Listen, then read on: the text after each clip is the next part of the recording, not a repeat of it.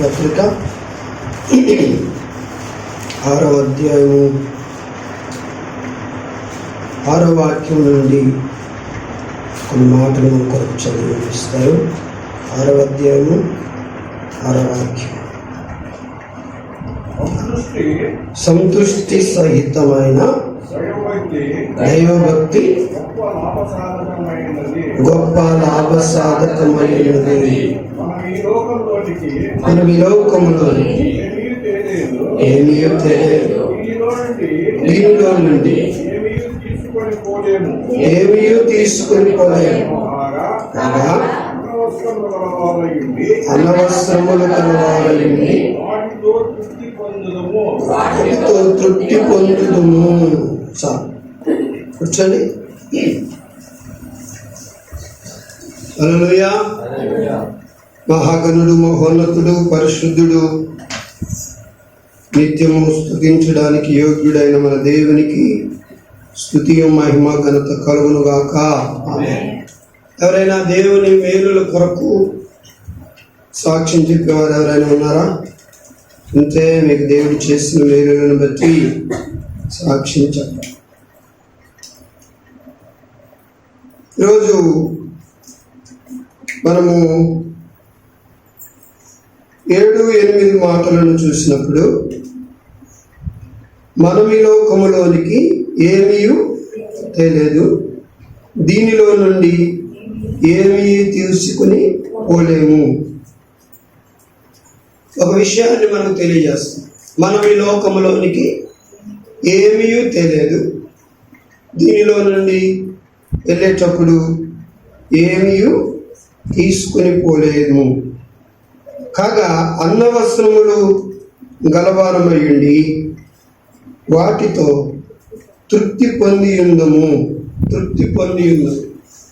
కనుక పౌలు గారు ఏం చెప్పాలని ఆశిస్తున్నారు అంటే, మన సంపాదన ఏదైనా సరే సంతృప్తి సహితమైన సంపాదనగా ఉండాలని చెప్తున్నారు. సంపాదన, ఈరోజు సంపాదన గురించి మనం ధ్యానం చేద్దామండి. కనుక మన సంపాదన ఎలా ఉండాలట? సంతృప్తి, తృప్తి లేకపోతే ఎంత డబ్బున్నా, ఎన్ని ఇళ్ళున్నా, ఎన్ని వాహనాలున్నా, లోకంలో మనకు ఎన్ని ఉన్నా సరే, బంగారం ఎంతున్నా, వెండి ఎంతున్నా తృప్తి ఉండదు. కానీ పౌలు గారు ఏంటంటే, తృప్తి లేకుండా ఒక దేవుని బిడ్డ బ్రతకూడదు. దేవుని నమ్ముకున్నటువంటి బిడ్డలు తృప్తి లేకుండా అసంతృప్తితో ఇంకా నాకు కావాలి, ఇంకా సంపాదించుకోవాలి, ఇంకా నేను మరి ప్రయాసపడాలి సంపాదన కొరకు అనే ఇటువంటి వాంఛతో, ఇటువంటి ఆలోచనతో దేవుని భక్తి కంటే, దేవుని భయము కంటే, దేవుని వాక్యము కంటే, దేవుని సన్నిధి కంటే ఇంకేదో సంపాదించాలని వాంఛను, ఆశను మనం కలిగి ఉండరు. అందుకనే తెలియజేస్తున్నాడు ఫస్ట్లో, మనం ఈ లోకంలోనికి ఏమీ కూడా తెలియదు. ఈ లోకంలో నుండి వెళ్ళేటప్పుడు కూడా ఏమీ తీసుకొని పోలేదు. ప్రతి ఒక్కరికి మనకు కొన్ని ఆశలు ఉంటాయి. నేను బాగా సంపాదించాలి, నేను బాగా కొనాలి, నేను వెండి బంగారములు సంపాదించాలి అనేటువంటి ఆశలు ఉంటాయి. ఆ ఆశను బట్టి అతడు పోరాడుతుంటాడు, ప్రయాసపడుతుంటాడు. కానీ దేవుని వాక్యం చెప్తుంది, సంతృష్టి సహితంగా లైన దైవభక్తి గొప్ప లాభం. దైవభక్తిని పోగొట్టుకొని, దేవుని భక్తి పోగొట్టుకొని, భక్తితో ఉన్న ఆ యొక్క సంపాదనను విడిచి ఇంకేదో సంపాదించమని భక్తిహీనతలో నువ్వు వెళ్ళిపోకూడదు. భక్తిహీనతలో పడి వెళ్ళిపోకూడదు. భక్తితో నీకున్నటువంటిది కొంచెమైనా సరే దాని మీద నీకేముండాలి? తృప్తి ఉండాలి. దాంట్లో నీకు తృప్తి ఉండాలి అంటారు. కనుక మనం ఈ లోకంలోనికి ఏమీ తీసుకురాలేదు, దీనిలో నుండి ఏమి కూడా మనము తీసుకుని పోలేము అంటారు. కాగా మరి ఏం చేయాలట? అన్న వస్త్రములు గలవారమయ్యండి, దానితో తృప్తి కలిగి ఏముండాలట? భోజనము, నీకు కడుపు నిండా భోజనము, మంచి వస్త్రములు కలిగి ఏం కలిగి ఉండాలి? తృప్తి కలిగి ఉండు. తృప్తి కలిగి ఉండు. ఇటు దైవభక్తిని పోగొట్టుకోవద్దు, దేవుని స్నేహము, దేవుని వాక్యాన్ని పోగొట్టుకోవద్దు. దేవునికి ఇష్టంగా బ్రతికి అన్న వస్త్రములు కలవారయుండి ఏమై ఉండాలి? తృప్తి కలిగి ఉండాలి. తృప్తి కలిగి ఉండాలి. కనుక ఎంత సంపాదించినా తృప్తి లేని సంపాదనతో పరుగులెడకండి. భక్తిని పోగొట్టుకొని, భయాన్ని పోగొట్టుకొని, కేవలము సంపాదనైనా కావాలి అని, కేవలము దేవుని ఆరాధన కంటే, దేవుని వాక్యం కంటే సంపాదనే నాకు ముఖ్యమని సంపాదన వైపు మీరు పరిగెత్తాలి.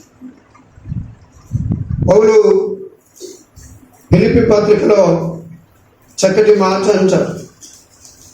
తను సంపాదించుకోవాలని ఆశపడేటువంటిది ఏంటి అంటే, దేవుని పిల్లరా, ఫిలిప్పీ పత్రికలో 2వ అధ్యాయంలో మనము పౌలు యొక్క ఆశను చూస్తాం. పౌలు దేనిని సంపాదించుకోవాలని ఆశపడుచు ఉన్నారు అన్నది మనము చూస్తాం. కాబట్టి 3వ అధ్యాయం చూడండి. 3వ అధ్యాయంలో 7వ వాక్యాన్ని చదువుదాం. అయినను ఏవేవి నాకు లాభకరములై ఉండెనో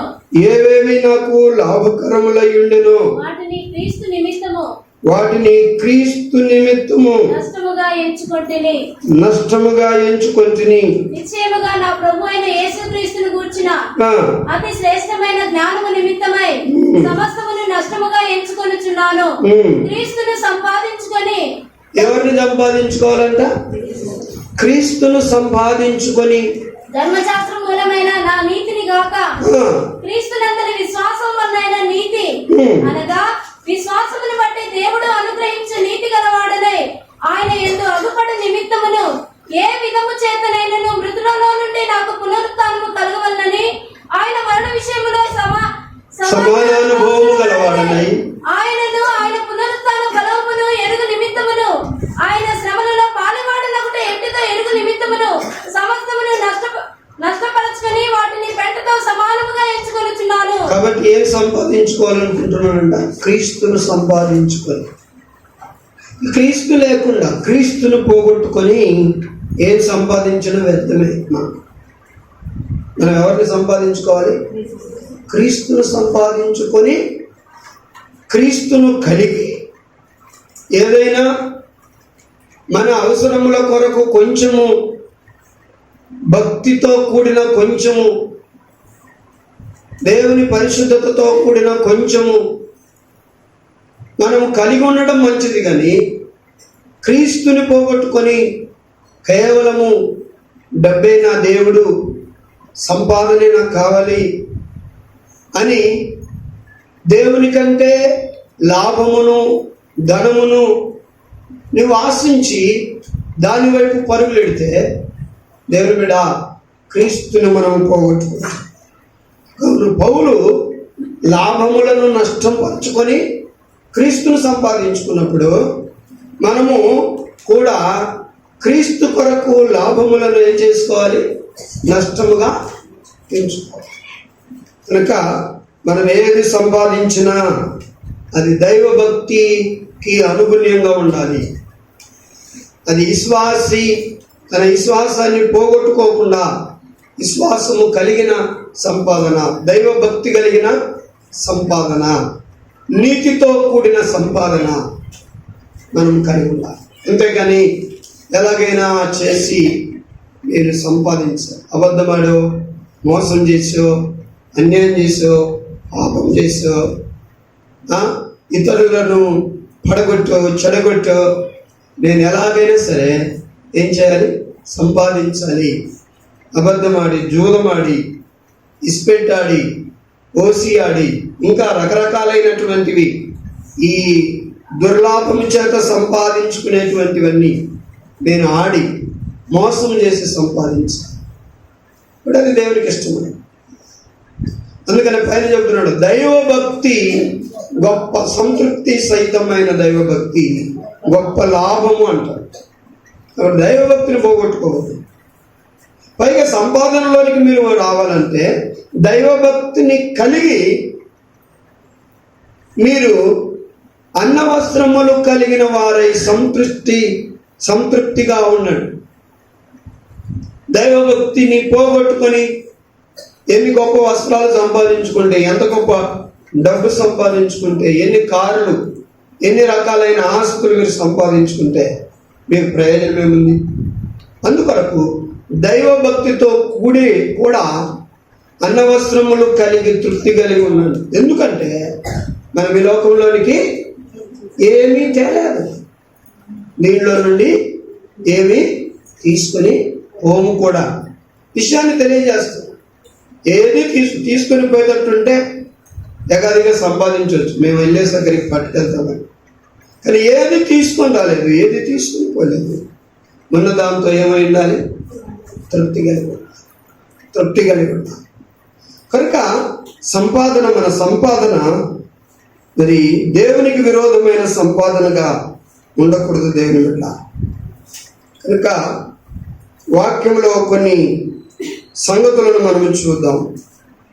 సామెతల గ్రంథము 28:6 వాక్యం చదువుదాం. వంచకుడై ధనము సంపాదించిన వాని కంటే యథార్థముగా ప్రవర్తించు దరిద్రుడే మంచివాడు అంటారు. ఎలాగా? వంచకుడై సంపాదించున్న వానికంటే వంచన మోసం చేసి, వంచి, అబద్ధమాడి, మోసం చేసి, అన్యాయం చేసి, వంచనతో సంపాదించే వానికంటే కూడా యథార్థముగా ప్రవర్తించు దరిద్రుడు. అంటే ఏమి లేకపోయిన వాడైనా, ఆర్థికీయంగా డబ్బు విషయంలో ఏమి లేని వాడైనా వాడు శ్రేష్ఠుడు అంటారు. కాబట్టి మనం వంచనతో, అబద్ధమాడి, మోసం చేసి, అన్యాయం చేసి సంపాదించవలసిన అవసరం లేదు. దేవుని బిడ్డల యొక్క ప్రతి రూపాయి కూడా వంచనతో కూడినదై ఉండకూడదు. యథార్థముగా మనము సంపాదించాలి. కష్టపడి నీతితో న్యాయముగా సంపాదించాలి. అది దేవునికి ఇష్టం. కాబట్టి వంచనతో సంపాదించే సంపాదన దేవునికి ఇష్టం.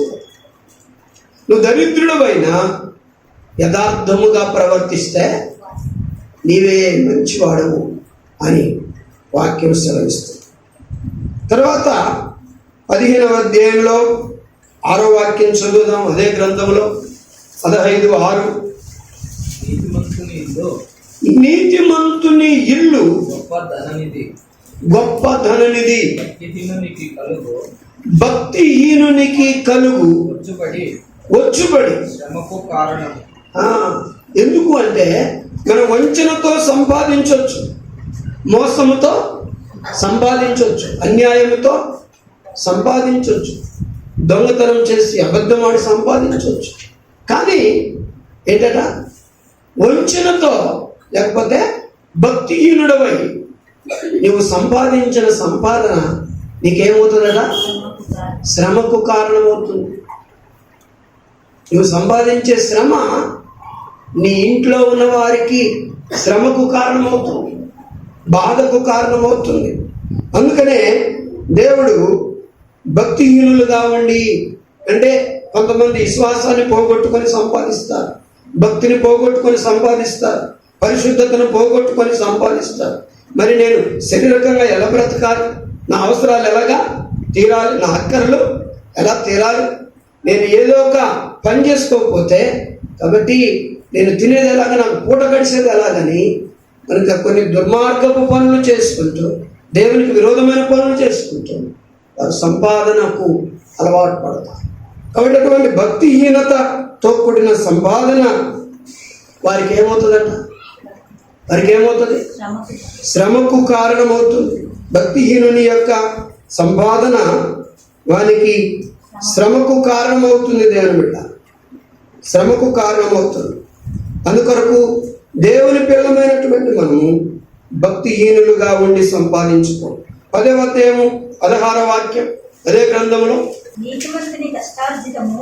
నీతిమంతుని యొక్క కష్టార్జితము జీవదాయకము భక్తిహీనునికి కలుగు వచ్చుబడి పాపమును కలుగు చే. భక్తిహీనునికి వచ్చే వచ్చుబడి ఏం కలుగజేస్తుంది? పాపమును కలుగజేస్తుంది. భక్తిహీనుని వచ్చుబడి వానికి శ్రమకు కారణమవుతుంది. భక్తిహీనుని యొక్క రాబడి, వచ్చుబడి అంటే ఏంటి? రాబడి పాపానికి కారణము అవుతుంది. అందుకొరకే దేవుని పిల్లమైన మనము యథార్థతతోను, భక్తితోను, నీతితోను, భయముతోను మనం సంపాదించాలి. అది దేవునికి ఇష్టమైనటువంటి సంపాదన. కనుక ఎందుకు దేవుడు, మనం 10వ వాక్యంలో చదువుతాం కదా, 10:16లో ఏంటట? నీతిమంతునికి కలుగు కష్టార్జితం ఎలాంటిదంట? జీవదాయకము. నీతిమంతుడు కష్టపడి సంపాదించే సంపాదన జీవదాయకం. కనుక నీతిమంతునిగా ఉండి కష్టపడు, యథార్థవంతునిగా ఉండి కష్టపడు, భక్తి కలిగి కష్టపడు, విశ్వాసిగా ఉండి కష్టపడు. కాబట్టి మనది కాలిని మనం తీసుకోకూడదు. దుర్లాభముగా, ప్రభుకు విరోధముగా మనం ఏం సంపాదించకూడదు. అందుకని ఏదైనా సంపాదించేటప్పుడు భక్తిని పోగొట్టుకొని, విశ్వాసాన్ని పోగొట్టుకొని, నీతిని పోగొట్టుకొని, యథార్థతను పోగొట్టుకొని, దేవుని పిల్లరా మనం దుర్లాభము చేత, వంచన చేత మనం సంపాదిస్తే అది మనకు శ్రమకు కారణం. ఏంటట? శ్రమకు కారణం. అది పాపానికి దారితీస్తుంది. పాపానికి, నాశనానికి మనలను పడగొడుతుంది. అందుకొరకే యథార్థముగా మనం సంపాదించటం ఏం చేయాలి? నేర్చుకోవాలి. దేవుని బిడ్డ, యథార్థముగా సంపాదించటం నేర్చుకోవాలి. కాబట్టి 15వ అధ్యాయం 16వ వాక్యం చదవండి. 15:16లో నెమ్మది లేకుండా విస్తారమైన ధనముండుట కంటే యెహోవా యందలి భయభక్తితో కూడా కొంచెము కలిగి ఉండుట మేలు. ఏంటట? నెమ్మది లేకుండా. చాలా మందికి డబ్బు ఉంటుంది కానీ నెమ్మది ఉండదు, సమాధానము ఉండదు. ఎప్పుడు ఇంట్లో, వీధిలో నెమ్మది లేకుండా బ్రతుకుతారు. డబ్బుకేమైనా తక్కువ, తినడానికి ఏమైనా తక్కువ, ఉండడానికి ఏమైనా తక్కువ, వస్త్రములకు ఏమైనా తక్కువ, దేనికి తక్కువలే. అన్నిటిలో కూడా సమృద్ధిగా ఉంది కానీ ఇంట్లో ఏం లేదు, నెమ్మది లేదు. మనసులో నెమ్మది లేదు. కాబట్టి నెమ్మది లేకుండా విస్తారమైన ధనము కలిగి ఉండట కంటే యెహోవా యందలి భయభక్తులతో కూడా కొంచెము, దేవునికి స్తోత్రం, ఎంత? కొంచెము కలిగి ఉండుట మేలు. ఎంతో మేలు, ఎంతో మేలు. ఎవరికి మేలు? దేవుని దృష్టికి అది ఎంతో మేలు. మీకు, నాకు అది ఎంతో మేలు. మనం వేరే వారిని చూడకూడదు. వారు చూడండి బిల్డింగ్ మీద బిల్డింగ్ కట్టారు, వారు చూడండి కార్లు అంటే కార్లు అంటున్నారు. మన వాళ్ళ ఆయన నక్లీస్ కొన్నారు, డైమండ్ నక్లీస్, ₹1,00,00,000 అంట. అది చూస్తున్నా మనసు తరించుకుంటుంది. అబ్బాబాబా, లైఫ్లో ఒకసారి వేసుకుంటాను. అవన్నీ మనకు అవసరం లేదు, అవి మనం అవసరం లేదు. దరిద్రులుగా నీతితో కూడా మనము బ్రతికితే అది ఎంతో మంచిది. నీతితో ఉన్న దరిద్రుడే లేసు అంటుంది వాక్యం. మేలు. కాబట్టి వారిని చూసి వీరిని చూసి అలాగా ఇలాగా ఉండాలని పోటీ పెట్టుకొని దుర్లాభం చేత, వంచన చేత, మోసం చేత మనం దేనిని గణించిన అవసరం లేదు. దేవుడు దాన్ని కోరుకోవటం లేదు. ఏంటట? నెమ్మది లేని విస్తారమైన ధనం ఉండుట కంటే, నెమ్మది లేకుండా, సమాధానం లేకుండా విస్తారమైన ధనం ఉండుట కంటే, చాలా మంది ఇళ్లలో ధనం ఉంది కానీ నెమ్మది లేదు. చాలా మంది ఇళ్లలో ధనం ఉంది కానీ మనసులో నెమ్మది లేదు, సంతోషం లేదు, భార్య భర్తల మధ్య సమాధానం లేదు. ఎందుకంటే వారు దుర్లాభము చేత సంపాదించిన ధనమే వారికి నెమ్మది లేకుండా చేస్తారు.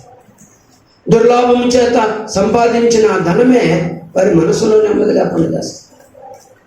కాబట్టి వారు న్యాయాన్ని చూడలేదు సంపాదించేటప్పుడు, నీతిని చూడలేదు సంపాదించేటప్పుడు, విశ్వాసాన్ని చూడలేదు సంపాదించేటప్పుడు, యథార్థతను చూడలేదు వారు సంపాదించేటప్పుడు. నాకు వచ్చేదే కావాలి, ఎలాగైనా సరే కావాలి, మేము సంపాదించుకోవాలి, అదే చూశారు కనుక ధనము బోలెడంత వచ్చింది. ఇంటికి గొప్ప ధనం వచ్చింది కానీ ఇంట్లో నెమ్మది లేదు, మనసులో నెమ్మది లేదు. ఈరోజు హాయిగా నిద్రపోతున్నాం, ఈరోజు ఏదో ఉన్నది తినగలుగుతున్నాం, ఎవరి వలన హాని, బాధ, కష్టము, తొందర లేకుండా సమాధానంగా బ్రతకగలుగుతున్నామంటే అది దేవుని ఆశీర్వాదం. అందుకని చాలామంది విస్తారమైన ధనం ఉంటే బాగుంటుంది అనుకుంటారు. ప్రభు అంటున్నది దేవుని వాక్యంలో కనుక ఏంటట? నెమ్మది లేకుండా విస్తారమైన ధనం ఉండట కంటే యెహోవా యందలి భయభక్తితో కూడిన కొంచెము కలిగి ఉండటం మేలు. కొంచెము, అంత లేకపోవచ్చు, అంత ఉన్నది దుర్లాభము చేత వచ్చిన సొమ్ము. కొంచెము మనము కలిగి ఉన్నది ఎలాంటిదట? దేవుని భక్తితో కూడి, దేవుని భయముతో కూడిన. కాబట్టి ఈ ధనము అన్యాయంతో వచ్చింది కాదు, అక్రమంతో వచ్చినది కాదు, అవినీతితో వచ్చినది కాదు. ఇది నా కష్టార్జితం, ఇది నీతితో నేను కష్టపడ్డాను, యథార్థతతో నేను కష్టపడ్డాను, భక్తి కలిగి, భయము కలిగి నేను కష్టపడ్డాను. దేవుడు నాకు తెలుసు.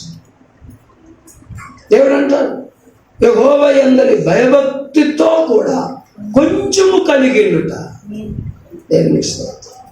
కొంచెము కలిగినట.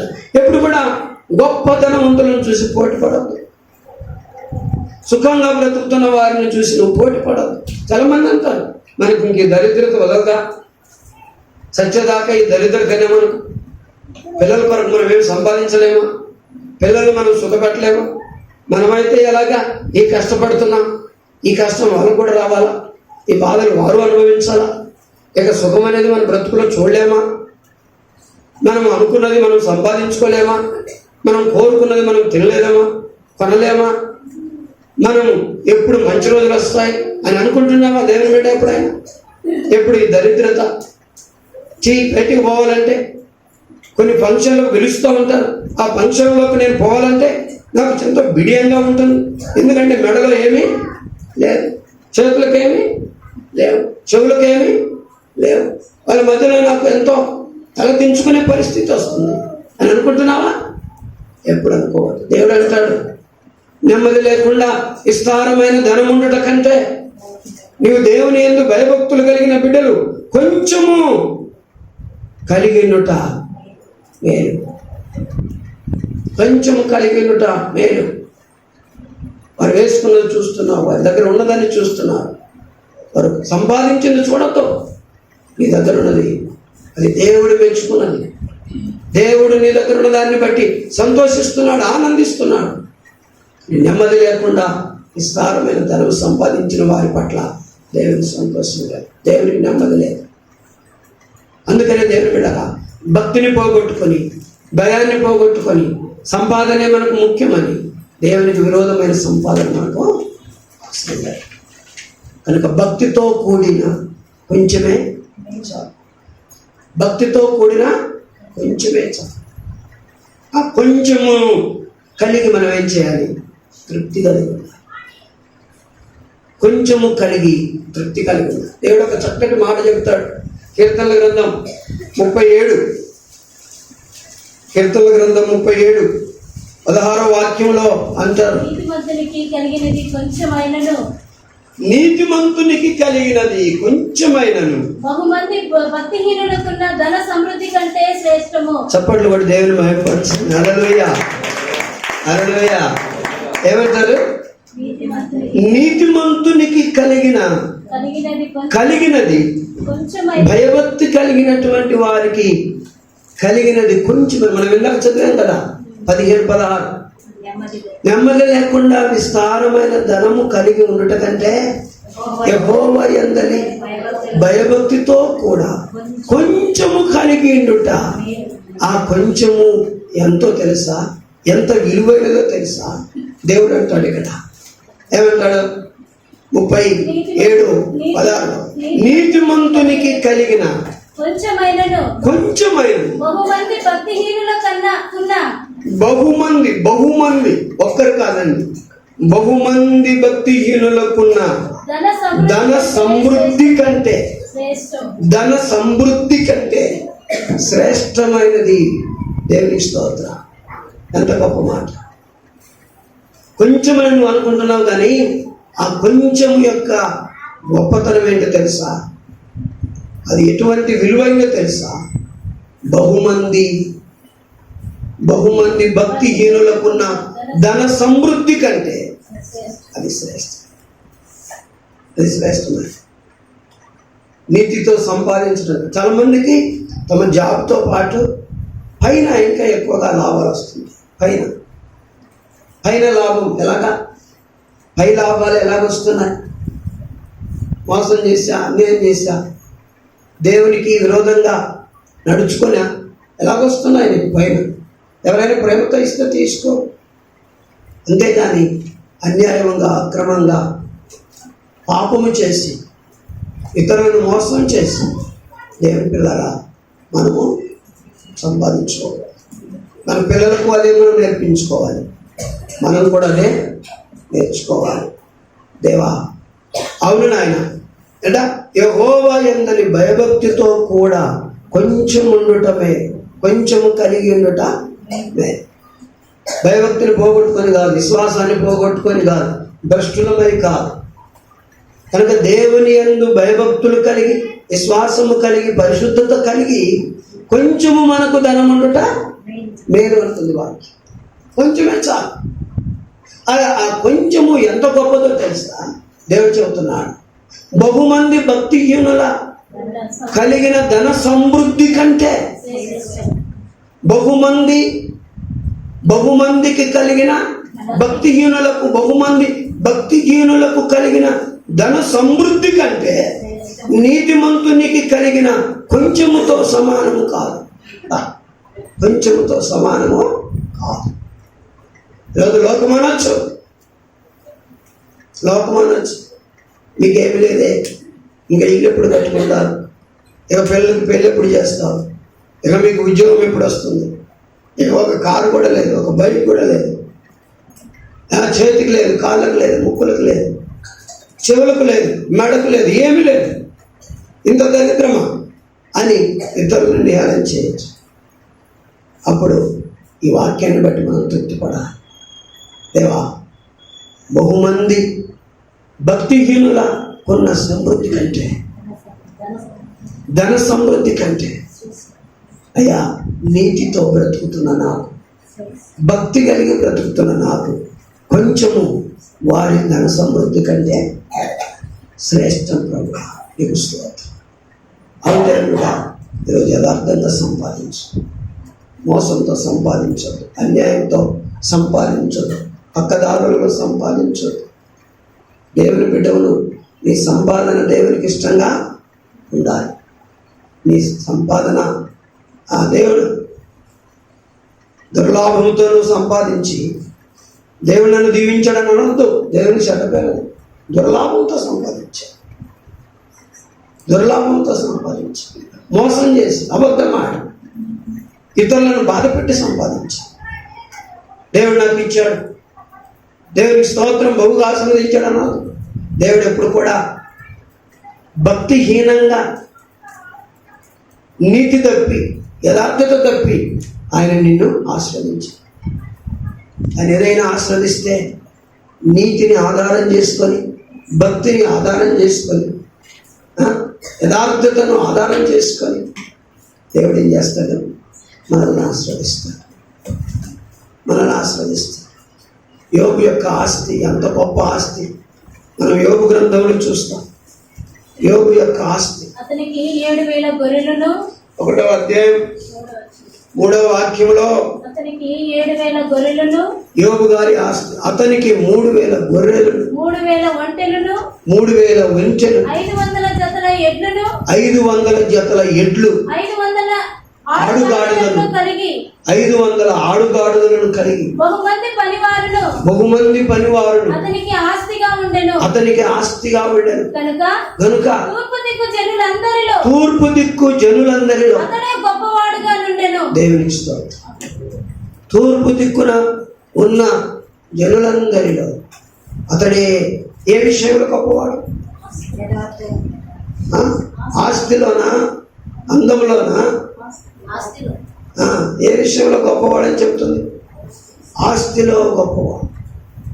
తూర్పు దిక్కున ఉన్న జనులందరిలో అతడే ఆస్తిలో గొప్పవాడు. పైన చదవండి, ఎందువలన ఆస్తిలో గొప్పవాడు? అతడు యథార్థవర్తనుడును, న్యాయవంతుడునై దేవుని యందు భయభక్తులు కలిగి చెడుతనమును విసర్జించిన వాడు. దేవుని స్తోత్రం. అందుకే యెహోవా అతనిని బహుగా ఆశీర్వదించి, ఈరోజు నిన్నును నన్నును ఆశీర్వదిస్తాడు. కనుక దేవునికి కావలసింది, మనల్ని ఆస్వాదించడానికి ఏం కావాలి? నీతి కావాలి, యథార్థత కావాలి, భక్తి కావాలి, పరిశుద్ధత కావాలి. ఓ ఆస్వాదించాయి. చాలాసార్లు మన యొక్క ముఖాలు డబ్బు వస్తే బాగా వికసిస్తాయి. ఆ డబ్బు ఏదైనా లాస్ అయిందంటే, ఆ తోటలు పండకపోతే, మనం అనుకున్నది జరగకపోతే వెంటనే మన ముఖాలు దేవుని మీద కోపడతాయి. ఏమి దేవుడు ఏమో అని చిన్న చూపు చూస్తాడు. ఎప్పుడు కూడా అలానో దేవుడు నీతి తప్పి నిన్ను ఆస్వాదించడు, యథార్థత తప్పి నిన్ను ఆస్వాదించడు, పరిశుద్ధత మీరి నిన్ను ఆస్వాదించడు. కనుక యోబును ఆ తూర్పు దిక్కున జనులందరిలో అతన్నే గొప్పవానిగా ఆశీర్వదించాడు. దేనికి అంటే అతడు యథార్థవంతుడు. తన యథార్థతను చూసి తనకు దేవుని యందున్న భయభక్తిని చూసి అతడు చెడుతనమును విసర్జించి పరిశుద్ధుడుగా ఉండుట చూచి అతనిని దేవుడు దీవించి, ఈరోజు అలాగా నీవు నేను ఉంటే నిన్ను నన్ను కూడా దేవుడు దీవిస్తాడు. డబ్బే మనకు ముఖ్యం కాదు, దేవుడు మనకు ముఖ్యం. దేవుడు ఉంటే మనకు అన్నీ ఉన్నట్లే. దేవుడు ఉంటే అన్నీ ఇస్తాడు. దేవుని పోగొట్టుకొని ఏమి సంపాదించినా ప్రయోజనం లేదు. ఈరోజు దేవుని సాతానుడు ఏం చేస్తుందంటే లోకం వైపు మన దృష్టిని మళ్లిస్తుంది. డబ్బు వైపు, వెండి వైపు, బంగారు వైపు, ఈరోజు ఆస్తుల వైపు, అంతస్తుల వైపు మన దృష్టిని మళ్లించి దేవుని వైపు చూడనివ్వట్లేదు. దేవుని యొక్క విలువను గ్రహింపనివ్వట్లేదు. ఈరోజు దేవుని విలువ ఎంత గొప్పదో, దేవుని గొప్పతనము మనము గ్రహించి ఆయనను సంపాదించుకున్నామంటే దేవుని బిడ్డ మనకి ఏది కొరత. అందుకనే పౌలు గారు అంటారు, ఏవేవి నాకు లాభకరములయ్యున్నవో వాటన్నిటినీ పెంటతో సమానంగా చేసుకుని క్రీస్తును నేను సంపాదించుకుంటాను. ఎవరిని సంపాదించుకుంటాను? యేసుక్రీస్తు ప్రభువును పోగొట్టుకొని సంపాదన నాకు ముఖ్యం కాదు. సంపాదన ఏదైతే ఉందో, లాభం ఏదైతే ఉందో దాన్ని యేసుక్రీస్తు కోసము నష్టపరుచుకుంటాను, పెంటతో సమానంగా చేసుకుంటాను. నువ్వు దేని కొరకు పరిగెత్తున్నావు? దేన్ని పోగొట్టుకుంటున్నావు? ఈరోజు నీ గుండె మీద చెయ్యి వేసుకొని, నా గుండె మీద చెయ్యి వేసుకొని మనం చెప్పగలమా? యేసును నేను పోగొట్టుకొని సంపాదించట్లేదు, యేసును కలిగి ఉండి నేను సంపాదిస్తున్నాను, యేసే నన్ను దీవిస్తున్నారని చెప్పగలమా? నువ్వు అబద్ధం ఆడితే యేసు నిన్ను ఆశీర్వదించట్లేదు. నువ్వు ఈరోజు మోసం చేస్తే యేసు నిన్ను ఆస్వాదించట్లేదు. ఈరోజు నువ్వు అన్యాయం చేసి సంపాదిస్తే యేసు నిన్ను ఆస్వాదించట్లేదు. పాపం చేసి ఈరోజు నువ్వు సంపాదిస్తే దేవుడు నిన్ను ఆస్వాదించట్లేదు. నువ్వు దేవుని పేరు చెబుతున్నావు. సాతానుడు నీకు ఆ మార్గములలో పడగొట్టి నిన్ను ఆస్వాదింపజేస్తున్నాడు.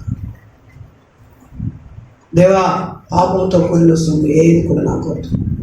ఎందుకంటే పాపముతో కూడిన ఆ సొమ్ము నిజంగా నాకు శాపంగా మారుతుంది. అది నాకు కీడవుతుంది, అది నాకు హాని అవుతుంది ప్రభు, అది నాకు నష్టము కష్టము వస్తుంది నాయన. కనుక నేను యోగు గారి వల్ల యథార్థంగా ఏం చేయాలి? సంపాదించాలి. నెమ్మది లేకుండా విస్తారమైన ధనము కలిగి ఉండట కంటే యెహోవా యందు భయభక్తులతో కూడా, ఏం చెప్పండి, యెహోవా యందు భయభక్తులతో కూడా కొంచెం మేలు. దేవునికి స్తోత్రం. దేవా, నీ యందు భయభక్తులు కలిగి కొంచెం చాలు నాకు. ఆ కొంచెము కలిగి ఉండుట నాకు మేలయ్యా, కొంచెము కలిగి ఉండుట నాకు మేలు ప్రభువా, చాలు నాకు అని తృప్తి కలిగి నువ్వు ప్రార్థించి నీ భక్తిని పోగొట్టుకొని ఆ కొంచెము దేనితో సమానం తెలుసా? బహుమంది భక్తిహీనుల ధన సమృద్ధి కంటే నీతిమంతునికి కలిగిన కొంచెముతో సమానము కాదంట. బహుమంది భక్తిహీనుల ధన సమృద్ధి కంటే నీతిమంతునికి కలిగిన కొంచెముతో ఈక్వల్ కాదు, సమానము కాదు. ఆ బహుమంది భక్తిహీనుల సంపాదన కోట్లు కోట్లు కోట్లై ఉండొచ్చును, కానీ నా యందు నీతి కలిగి సంపాదించిన వాడు కొంచెమే వాళ్ళకంటే మించిన ఆస్తి అంటాడు దేవుడు. ఈరోజు దేవా, నేను భక్తి కలిగి కొంచెము కలిగి ఉండడానికి సాధించి, నీతి కలిగి కొంచెము కలిగి ఉండడానికి సాధించి. చాలాసార్లు మనం కొంచెమే చూస్తాం, కొంచెమే ఇంత తక్కువ, ఇంతేనా అని అనుకుంటాం. ఆ ఇంత ఈ ఎంత గొప్పదో దేవుడు చెప్తున్నాడు. బహుమంది భక్తిహీనుల ధన సమృద్ధి కంటే, ఎంత గొప్ప మాట. బహుమంది భక్తిహీనుల ధన సమృద్ధి కంటే నీతిమంతునికి కలిగి ఉన్న కొంచెము సమానము కాదు అంటారు. సమానము కాదంట. ఇంకా ఎంత గొప్ప మాట. ఈరోజు దేవుని బిడ్డలమైన మనము భక్తితో సంపాదించటం నేర్చుకోవాలి, నీతితో సంపాదించటం నేర్చుకోవాలి, సత్యము చెప్పి సంపాదించటము నేర్చుకోవాలి, యథార్థంగా బ్రతికి సంపాదించటం నేర్చుకోవాలి. పాపము చేసి సంపాదించి కానుకలు వేయని అవసరం లేదు దేవునికి. మోసం చేసి సంపాదించి దేవునికి దశంభాగం ఇవ్వని అవసరం లేదు. ఎందుకంటే పాపపు సొమ్ము ఆయనకు అవసరం లేదు. మోసముతో గడించిన సొమ్ము ఆయనకు అక్కర్లేదు. నీతితో సంపాదించిన కొంచెము ఎంత గొప్ప మాట. అవును, ఏదంట? బహుమంది భక్తిహీనులకు ఉన్న ధన సమృద్ధి కంటే ఏది గొప్పదట? నీతిమంతునికి కలిగిన కొంచెము. యెహోవా యందు భయభక్తులు కలిగిన వానికి కలిగిన కొంచెము ఎంతట? వారికంటే ఎంతో మేలు, శ్రేష్టమైనది, గొప్పది అంటారు.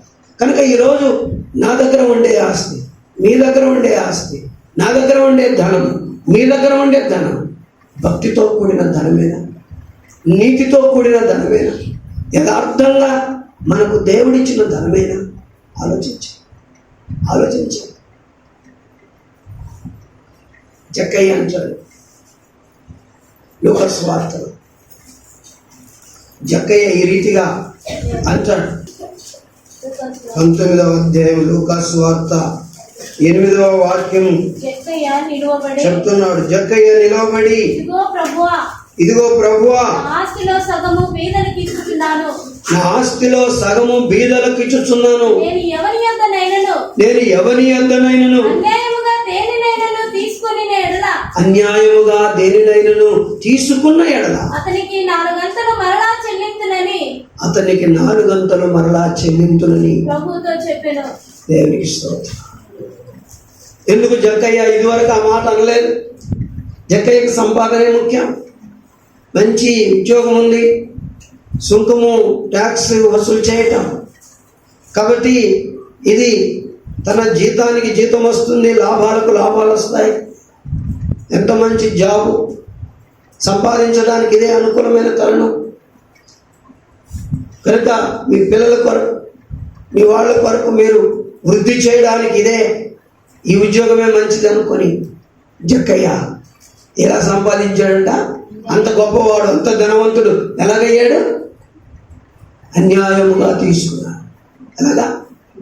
అందుకని ఇప్పుడు అంటాడు, ప్రభువా, నేను ఎవరి యొద్దనైనను ఏదైనాను అన్యాయముగా తీసుకున్నట్లయితే దానికి 4 గంటలు నేను చెల్లిస్తాను. ఎందుకు 4 గంటలు చెల్లిస్తాను? నాకు అన్యాయంగా తీసుకున్నాను, పెనాల్టీ. నేను ఇక అన్యాయంగా తీసుకున్నాను ప్రభువా, ఇక అబద్ధమాడి తీసుకున్నాను ప్రభువా, ఇక మోసం చేసి నేను తీసుకున్నాను అయ్యా. ఎందుకంటే నీవు నా ఇంట్లో కూర్చున్న ఈ కొంచెం సేపటిలో నా జీవితం ఏమైపోయింది? మారిపోయింది. నా బ్రతుకే మారిపోయింది ప్రభువా. ఈరోజు పిక్ ప్యాకెట్ కొడతారు కొంతమంది బస్సులలో. నేను హరియాలో, ధారవాడ దగ్గర హరియాలో బస్సు ఎక్కుతున్నప్పుడు చాలా గుంపుగా ఉండి, రష్గా ఉండి బస్సు ఎక్కుతున్నారు ధారవాడకు రావడానికి. అప్పుడు ఆ గుంపులో ఎవడో ఆ ప్యాంట్ జోబు కత్తిరించి డబ్బు తీసేసుకున్నాడు, వేరే అతన్ని. అతను కేకలేస్తున్నాడు, అయ్యో నా డబ్బు, అయ్యో ఇన్ని వేల రూపాయలు ఉన్నది, నా డబ్బు పోయిందని అతను ఏడుస్తున్నాడు. అతను ఏడుస్తున్నాడు, కొట్టుకొని పోయిన వాడు సంతోషిస్తున్నాడు. ఎంతమంది ఏడ్పించి సంపాదించారు, ఎంతమందిని బాధ పెట్టి సంపాదించారు, ఎంతమంది తల్లిదండ్రుల కన్నీటికి గురి అయి నువ్వు సంపాదించావు. వద్దు అలాంటి సంపాదన. యెహోవా యందు భయభక్తితో కూడిన కొంచెము మనకు చాలు. నీతిమంతులమైన మనకు కొంచెము బహుమంది భక్తిహీనుల ధన సమృద్ధి కంటే శ్రేష్టమైనది, ఉన్నతమైనది. అందుకనే ఆ అన్యాయంతో, అక్రమంతో, అవినీతితో సంపాదించిన సంపాదనను ఇంట్లో పెట్టుకోవడానికి జక్కయ్యకి ఇష్టం అంటలేదు. ఇన్ని రోజులు జాగ్రత్తగా పెట్టుకున్నాడు, తాళాలు వేసి భద్రంగా పెట్టుకున్నాడు.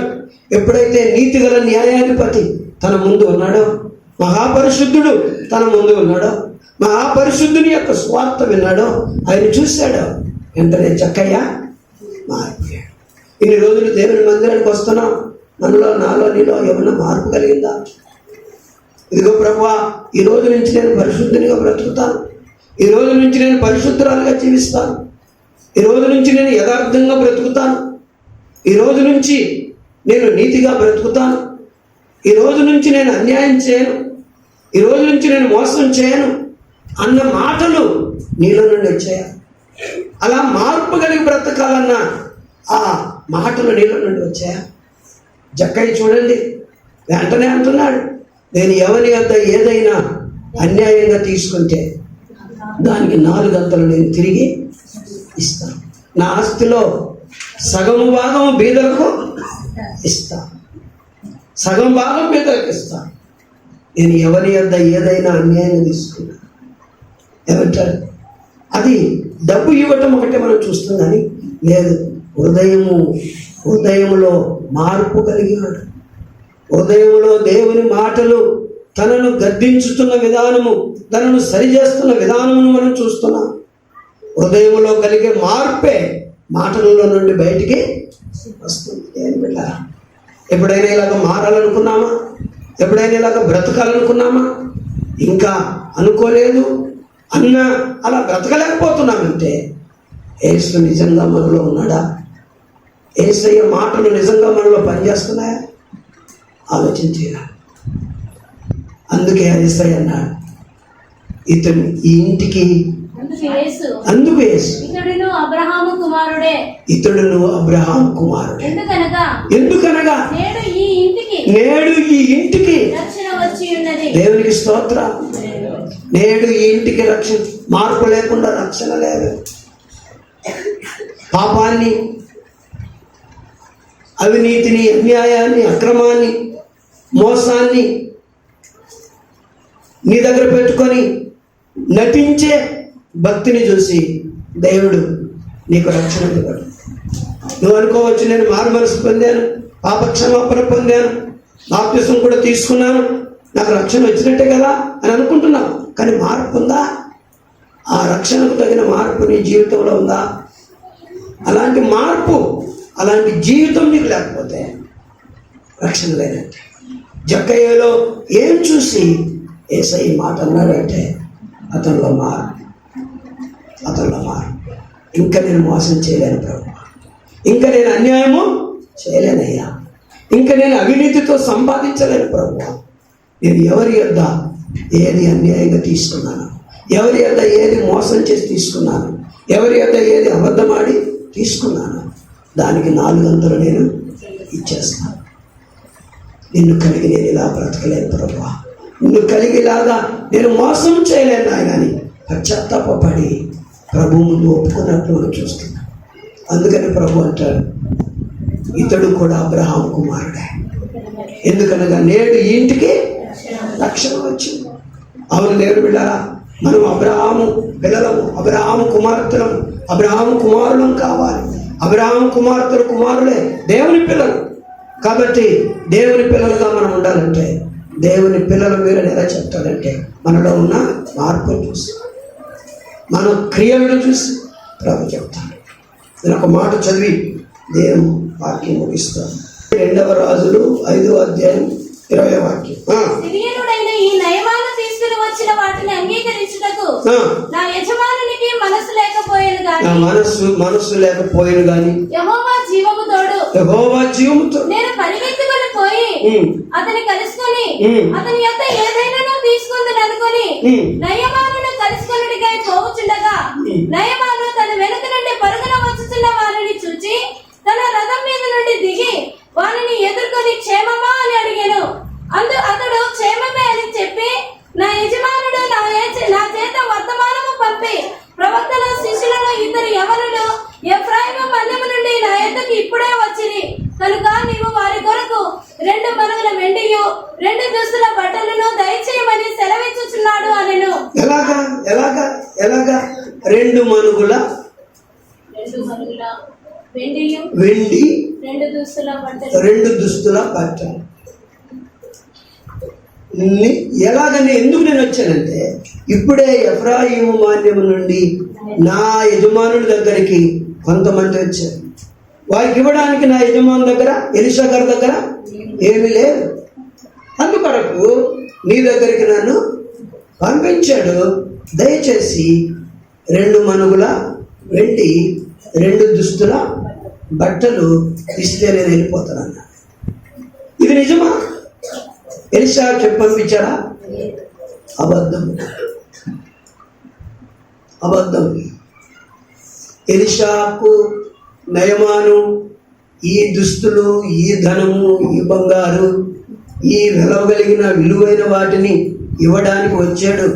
వచ్చినప్పుడు ఎలీషా గారు అన్నారు, ఎవరి సన్నిధిలో నేనున్నాను? ఎలీషా ఉన్నాను, ఇశ్రాయేలు దేవుడైన యెహోవా జీవముతోడు నేనేమీ తీసుకొనను అన్నాడు. దేవునికి స్తోత్రం. ఇశ్రాయేలు దేవుడైన యెహోవా జీవముతోడు నువ్వు తెచ్చిన దాంట్లో నాకు ఏది వద్దు అన్నాడు. కానీ ఇతనేమన్నాడు, దాన్ని చూసి ఇస్తానంటే వద్దంటాడు కదా ఈ మనిషి.